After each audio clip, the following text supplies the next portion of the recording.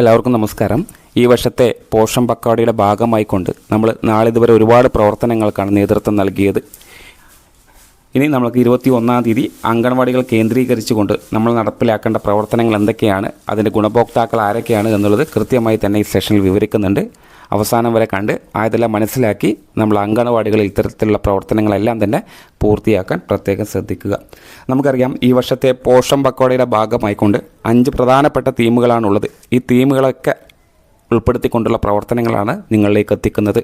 ആയതുകൊണ്ട് തന്നെ ഈ തീമുകളിൽ ഏറ്റവും പ്രധാനപ്പെട്ട ഒരു തീമാണ് പ്ലേ ബേസ്ഡ് ലേണിംഗ് എന്നുള്ളത്. അതായത് കളികളിലൂടെയുള്ള പഠനം ഉറപ്പാക്കുക എന്നുള്ളത് ഈ പോഷൻ പക്വാടയുടെ ലക്ഷ്യങ്ങളിലൊന്നാണ്. അതിനെ ആസ്പദമാക്കിയിട്ടുള്ള പ്രവർത്തനമാണ് നമ്മൾ പ്ലാൻ ചെയ്തിട്ടുള്ളത്. അപ്പോൾ 21-ാം തീയതി നമ്മൾ കൃത്യമായി ടീച്ചേഴ്സിന് ഒരു അവയർനെസ് പ്രോഗ്രാമാണ്. അതിനുശേഷം ടീച്ചർ കുട്ടികളുമായിട്ട് ഈ പ്ലേ ബേസ്ഡ് ലേണിങ്ങിൻ്റെ ഭാഗമായിട്ട് എന്തൊക്കെ പ്രവർത്തനങ്ങൾക്ക് ചെയ്യാൻ സാധിക്കും അതെല്ലാം നടത്തുക. അതിനുശേഷം ജനനന്തോളം ഡാഷ്ബോർഡിലേക്ക് കൂടി ഈ പ്രവർത്തനങ്ങളൊക്കെ തന്നെ രേഖപ്പെടുത്തുക എന്നുള്ളതാണ്. അപ്പോൾ പ്ലേ ബേസ്ഡ് ലേണിംഗ് എന്നുള്ളത് എന്താണ്, അതിൻ്റെ പ്രാധാന്യം എന്താണ് എന്നുള്ളത് ആദ്യം മനസ്സിലാക്കാം.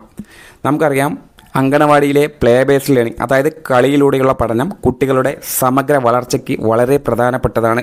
ഇതൊരു പഠന രീതിയിൽ എന്നതിലുപരി കുട്ടികളുടെ സ്വാഭാവിക വളർച്ചയുടെ ഭാഗമായി നമ്മൾ കരുതേണ്ടതാണ്.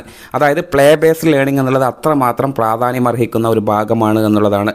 അപ്പോൾ അതിൻ്റെ ഭാഗമായി വരുന്ന എന്തൊക്കെ കാര്യങ്ങളാണ് എന്നുള്ളത് ഞാൻ ഓവറോൾ നിങ്ങളിലേക്ക് എത്തിക്കുകയാണ്. കൃത്യമായി മനസ്സിലാക്കി അതിനുശേഷം ആക്ടിവിറ്റികൾ ചെയ്യുക എന്നുള്ളതാണ്. ബുദ്ധിവികാസം, അതായത് പ്ലേ ബേസ്ഡ് ലേണിങ്ങിൻ്റെ ഭാഗമായി വരുന്നതാണ് കോഗ്നിറ്റീവ് ഡെവലപ്മെൻറ്റ് അഥവാ ബുദ്ധിവികാസം. കളികളിലൂടെ കുട്ടികൾക്ക് ചിന്തിക്കാനും അന്വേഷിക്കാനും പ്രശ്നങ്ങൾ പരിഹരിക്കാനും കഴിയുന്നു എന്നുള്ളതാണ്. ഉദാഹരണം, പസിൽ കളികൾ, മാച്ചിങ് ഗെയിംസ് തുടങ്ങിയവ ഇതിൻ്റെ ഭാഗമാണ്. രണ്ടാമത് ഭാഷാ വികാസം, അതായത് ലാംഗ്വേജ് ഡെവലപ്മെൻറ്റ്. റോൾ പ്ലേയിലൂടെയും സ്റ്റോറി ടെല്ലിംഗ് തുടങ്ങിയിട്ടുള്ള വഴികളിലൂടെയൊക്കെ തന്നെ കുട്ടികളുടെ സംസാരശേഷിയും ആശയവിനിമയ കഴിവും മെച്ചപ്പെടുന്നു എന്നുള്ളതാണ്. അതേപോലെ സോഷ്യൽ സ്കിൽസ്, സാമൂഹിക വികാസം ഉറപ്പാക്കുന്നു. അത് ഗ്രൂപ്പ് കളികളിലൂടെ പങ്കിടൽ, സഹകരണം, സഹിഷ്ണുത എന്നിവ കുട്ടികൾക്ക് പഠിക്കാൻ സാധ്യമാവുന്നു എന്നുള്ളതാണ്. അതേപോലെ തന്നെ ശാരീരിക വികാസം ഉറപ്പ് നൽകുന്നു. ഫിസിക്കൽ ഡെവലപ്മെൻറ്റ്, ഓട്ടത്തിലൂടെയും ചാടലിലൂടെയും കളികളിലൂടെയും ഒക്കെ തന്നെ കുട്ടികൾക്ക് ശരീര സമന്വയം അതേപോലെ ആരോഗ്യവും മെച്ചപ്പെടുത്താൻ സഹായിക്കുന്നു എന്നുള്ളതുണ്ട്. സൃഷ്ടിപരമായിട്ടുള്ള കഴിവുകളാണ് അടുത്ത പ്രാധാന്യം. അതായത് ക്രിയേറ്റിവിറ്റി, കുട്ടികളിലെ ക്രിയേറ്റിവിറ്റി വെളിപ്പെടുത്തുന്ന പ്രവർത്തനങ്ങൾ, ഡ്രോയിങ്, മ്യൂസിക്, പ്രിറ്റൻഡ് പ്ലേ, അത് കുട്ടികളുടെ കൽപ്പനാശക്തി വർദ്ധിക്കുന്നു എന്നുള്ളതാണ്. അടുത്തത് മാനസിക സന്തോഷം, ഇമോഷണൽ വെൽബീയിങ് എന്ന് പറയും. കളിയിലൂടെ പഠിക്കുന്നത് കൊണ്ട് സ്ട്രെസ് ഇല്ലാത്ത പഠനം, കുട്ടികൾക്ക് സന്തോഷവും ആത്മവിശ്വാസവും ലഭിക്കുന്നു എന്നുള്ളതാണ്. അടുത്തത് പഠനത്തിലെ താല്പര്യം വർദ്ധിക്കുന്നു. അതായത് ഇത്തരത്തിലുള്ള പ്ലേ ബേസ്ഡ് ലേണിങ്ങിലൂടെ കുട്ടികൾക്ക് പഠനം ബോറായി തോന്നാതെ കുട്ടികൾക്ക് പഠനത്തിലേക്ക് സ്വാഭാവിക ആകർഷണം ഉണ്ടാവുന്നു എന്നുള്ളതാണ്. അംഗനവാടിയിൽ ഇതിൻ്റെ പ്രാധാന്യം എന്താണ്? നമുക്കറിയാം, പ്ലേ ബേസ്ഡ് ലേണിംഗ് ആണ് ഏറ്റവും കൂടുതൽ അംഗനവാടികൾ കേന്ദ്രീകരിച്ചുകൊണ്ട് നമ്മൾ ടീച്ചേഴ്സ് നൽകി വരുന്നത്. അതിൻ്റെ ഭാഗമാണ് ECC. ഇതൊക്കെ നമുക്കറിയാം. എന്നിരുന്നാലും 0 മുതൽ 6 വയസ്സ് വരെയുള്ള കുട്ടികൾക്ക് ഫോർമൽ ടീച്ചിങ്ങിനേക്കാൾ കൂടുതൽ പ്ലേ ബേസ്ഡ് ലേണിംഗ് ആണ് ഏറ്റവും ഫലപ്രദമായിട്ടുള്ളത്. കുട്ടികളുടെ മൊത്തത്തിലുള്ള വികസനം, അതായത് ഹോളിസ്റ്റിക് ഡെവലപ്മെൻറ്റ് ഉറപ്പാക്കാൻ സാധിക്കുന്നു എന്നുള്ളതാണ്. ചുരുക്കത്തിൽ പറയുകയാണെങ്കിൽ കുട്ടികൾ കളിക്കുമ്പോൾ അവർ പഠിക്കുമ്പോൾ അവർ വളരുന്നു എന്നുള്ളതാണ്. അപ്പോൾ ഈ ഭാഗങ്ങളൊക്കെയാണ് പ്ലേ ബേസ്ഡ് ലേണിങ്ങിൻ്റെ ഭാഗമായിട്ട് വരുന്നത്. അതിൻ്റെ പ്രാധാന്യമാണ് നമ്മളിപ്പോൾ വിവരിച്ചത്. ഇനി നമ്മൾ അംഗൻവാടി നടത്തേണ്ട പ്രധാനപ്പെട്ട ആക്ടിവിറ്റി എന്താണെന്നുള്ളതാണ് മനസ്സിലാക്കുന്നത്. അപ്പോൾ നാളെ നടത്തുന്ന പ്രവർത്തനത്തിൽ നമ്മൾ ഗുണഭോക്താക്കൾ ആരാണ്? നമ്മൾ പ്രീ സ്കൂൾ കുട്ടികൾ തന്നെയാണ്. അതായത് 3 to 6 കാറ്റഗറിയിലുള്ള പ്രീ സ്കൂൾ കുട്ടികളെ ഉൾപ്പെടുത്തിക്കൊണ്ട് പ്ലേ ബേസ്ഡ് ലേണിങ്ങിനാണ് നമ്മൾ നാളത്തെ പ്രവർത്തനമായിട്ട് നമ്മൾ ആസൂത്രണം ചെയ്യേണ്ടത്. അപ്പോൾ അതിൻ്റെ ഭാഗമായിട്ട് സാധാരണ കഴിഞ്ഞ ദിവസങ്ങളിലൊക്കെ നമ്മൾ ഇത് ഇടയിലൊക്കെ ചെയ്തതാണ്. എന്നിരുന്നാലും ഒന്നുകൂടെ നിങ്ങൾക്ക് ചെയ്യാൻ സാധിക്കുന്നതാണ്. റോൾ പ്ലേ നമ്മൾ സാധാരണ ECCയുടെ ഭാഗമായിട്ട് ചെയ്യുന്നത് തന്നെയാണ്. കുട്ടികളെ അമ്മ, അച്ഛൻ, ടീച്ചർ, ഡോക്ടർ തുടങ്ങിയ കഥാപാത്രങ്ങൾ അവതരിപ്പിക്കുക. കുട്ടികളുടെ ഭാഷയും ആശയവിനിമയവും മെച്ചപ്പെടുത്താൻ സഹായിക്കുന്നു എന്നുള്ളതാണ്. അടുത്തത് ക്രിയേറ്റീവ് പ്ലേ, സൃഷ്ടിപരമായിട്ടുള്ള കളികൾ ഇതിൻ്റെ ഭാഗമാക്കാം. വരയ്ക്കൽ, കളർ ചെയ്യൽ, മണ്ണുകൊണ്ട് രൂപങ്ങൾ ഉണ്ടാക്കൽ കുട്ടികളുടെ കൽപ്പനാശക്തി വളർത്താൻ അല്ലെങ്കിൽ കുട്ടികളുടെ ഫൈൻ മോട്ടോർ സ്കിൽസ് വർദ്ധിപ്പിക്കാൻ സഹായിക്കുന്ന ഒരു പ്രവർത്തനമാണ് ക്രിയേറ്റീവ് പ്ലേ. ഇനി ഫിസിക്കൽ പ്ലേ, ശാരീരിക കളികൾ, ഓട്ടം, ചാട്ടം തുടങ്ങിയിട്ടുള്ള കളികളൊക്കെ ശരീര ആരോഗ്യവും കോർഡിനേഷനും മെച്ചപ്പെടുത്താൻ സഹായിക്കുന്നുണ്ട് എന്നുള്ളതാണ്. അപ്പോൾ അതിൻ്റെ ഭാഗമായിട്ട് ആ പ്രവർത്തനം നമുക്ക് നാളത്തെ പ്രവർത്തനത്തിൻ്റെ ഭാഗമായി സംഘടിപ്പിക്കാം. മ്യൂസിക് ആൻഡ് മൂവ്മെൻറ്റ്, സംഗീതവും ചലനവും ഡാൻസും പാട്ടൊക്കെ ആയിട്ട് കുട്ടികളുടെ ശ്രദ്ധയും ഓർമ്മശക്തിയും വർദ്ധിപ്പിക്കാൻ ഇത് ഒരു കാരണമാണ്. അപ്പോൾ ആ പ്രവർത്തനവും നാളെ നമുക്ക് സംഘടിപ്പിക്കാവുന്നതാണ്. പസിൽ ആൻഡ് സോർട്ടിംഗ് ഗെയിംസ്, കളിപ്പാട്ടങ്ങൾ വർഗീകരിക്കൽ, അതുപോലെ തന്നെ പസിൽ കളികൾ, ഇതെല്ലാം തന്നെ കുട്ടികളുടെ ചിന്താശേഷിയും പ്രോബ്ലം സോൾവിങ് സ്കിൽസും വളരെയധികം വർദ്ധിപ്പിക്കാൻ സഹായിക്കുന്ന ഒരു കളിയാണ്. അത് നമുക്ക് നാളത്തെ ഭാഗമാക്കാം. നാച്ചുറൽ പ്ലേ, അതായത് പ്രകൃതിയുമായിട്ട് ഒത്തുചേർന്നിട്ടുള്ള കളി, മണൽ, വെള്ളം, ഇലകൾ ഉപയോഗിച്ച് കൊണ്ടുള്ള കളിക്ക് പ്രാധാന്യം കൊടുക്കുന്ന സമയം ഞാൻ നേരത്തെ പറഞ്ഞതുപോലെ പ്രകൃതിയെക്കുറിച്ചുള്ള ബോധവും അനുഭവവും ആ കുട്ടികൾക്ക് ഉണ്ടാവുമെന്നുള്ളതാണ്.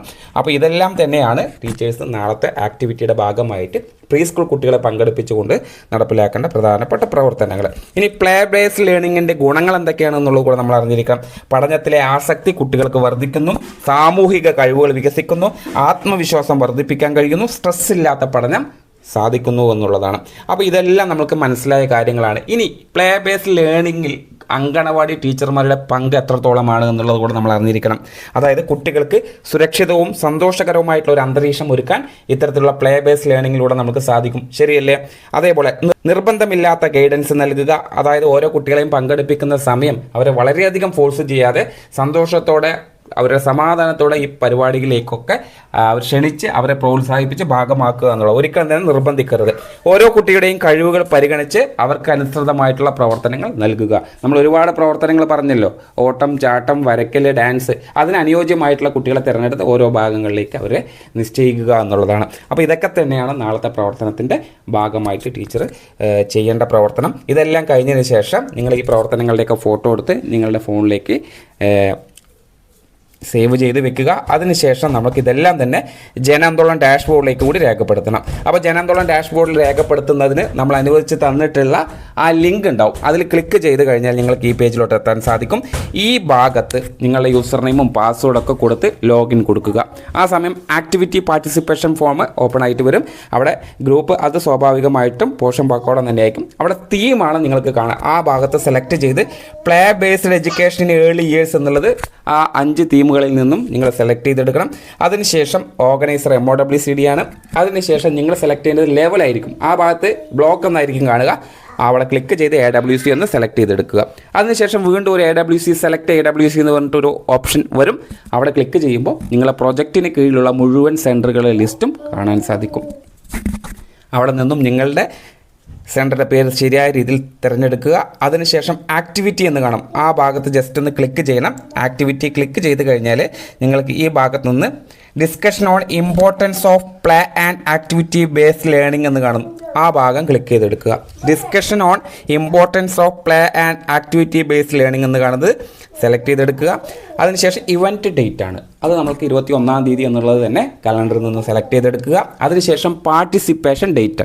അപ്പോൾ നാളെ നടത്തുന്ന പ്രവർത്തനത്തിൻ്റെ ഭാഗമായിട്ട് ആരൊക്കെയാണ് നമ്മൾ ഗുണഭോക്താക്കളായിട്ട് പങ്കെടുക്കുന്നത്? പ്രധാനമായിട്ടും 3 to 6 പ്രീ സ്കൂൾ കുട്ടികളാണ്.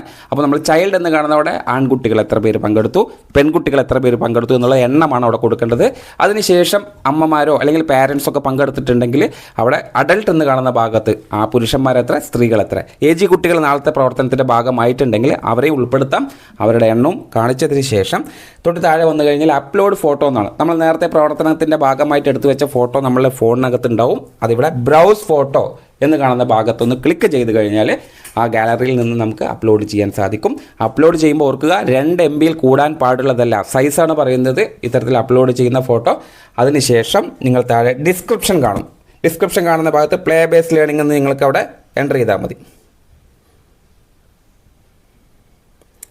പ്ലേ ബേസ്ഡ് ലേണിംഗ് എന്ന് എൻ്റർ ചെയ്ത് കഴിഞ്ഞാൽ തൊട്ട് താഴെ സബ്മിറ്റ് ബട്ടൺ കാണും. ആ സബ്മിറ്റ് ബട്ടൺ ഒന്ന് ക്ലിക്ക് ചെയ്ത് നാളത്തെ പ്രവർത്തനം അവസാനിപ്പിക്കാം. ഇങ്ങനെയാണ് നാളത്തെ പ്രവർത്തനം ആസൂത്രണം ചെയ്യേണ്ടത്, നടപ്പിലാക്കേണ്ടത്, ജനാന്തോളൻ ഡാഷ്ബോർഡിലേക്ക് രേഖപ്പെടുത്തേണ്ടത്. Thank you.